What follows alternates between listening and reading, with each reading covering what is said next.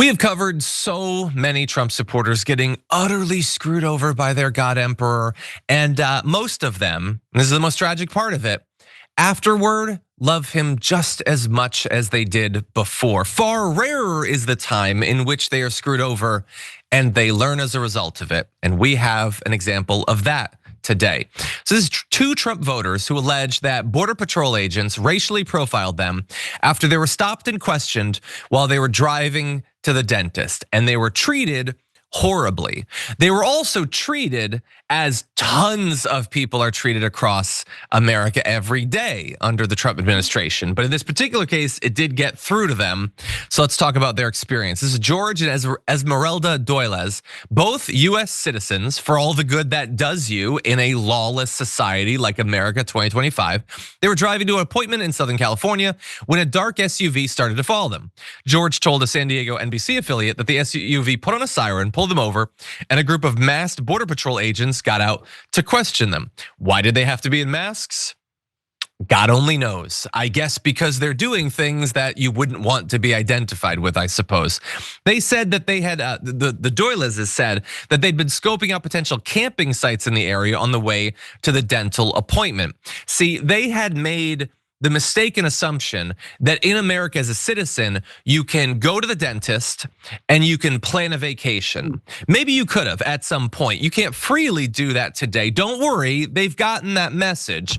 And so a Border Patrol agent questioned the husband through the car window saying, if you have a dentist appointment, it probably wasn't the best idea to be out in the middle of nowhere.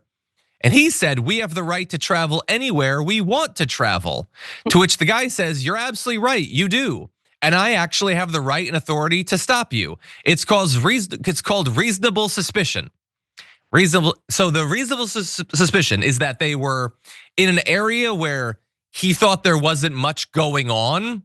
So I guess you can't be there. And then let's also, of course, acknowledge their race. That is the obvious, unavoidable part of this. Tom Homan told us. And the lawyers for the Trump administration are appealing to the Supreme Court. Please just get off our back and let us racially profile people. We're gonna do it anyway. Just give it the stamp of approval. And so that's what they're doing right here. Now, they said that there was a known alien who had been detected in the area. Well, hold up. You just said that there was nothing around there. So what, has he been living in the brush or something? And so you suspect that there's an alien in a geographic area so you could racially profile anyone you want? Again, that's not how a modern democracy is supposed to work. It is unfortunately how America works right now. He also said that they had aroused suspicion by making several U-turns, which again, add this to the list of things that you might have thought that you could do, but you cannot do in America anymore. And in the wake of the incident, which left George terrified and his wife shaking and crying, the couple said that they regretted their votes for Trump, saying, quote, I feel shame, guilt, and anger at the same time because of the promises that he made, that he lied to us about, going after the worst of the worst. He lied on those and he stole our vote. And they are 100% right. Sharon, what do you think? I am trying to remember, I told you Cenk kind of changed my heart and mind a little bit. Like, well, Sharon, don't assume that people always are watching the same sources or know the same things. He did tell them, he did lie and say, we're going after the worst of the worst. I'm not celebrating that they're now terrified and regretful. I am celebrating that, well, actually I am celebrating that they're regretful because it means they've at least learned something here. You have people we profiled a guy whose wife was taken away. She's not the lowest of the low, the worst of the worst, and still plans to vote for a known liar. And he's got those other crimes, convictions. I don't get it.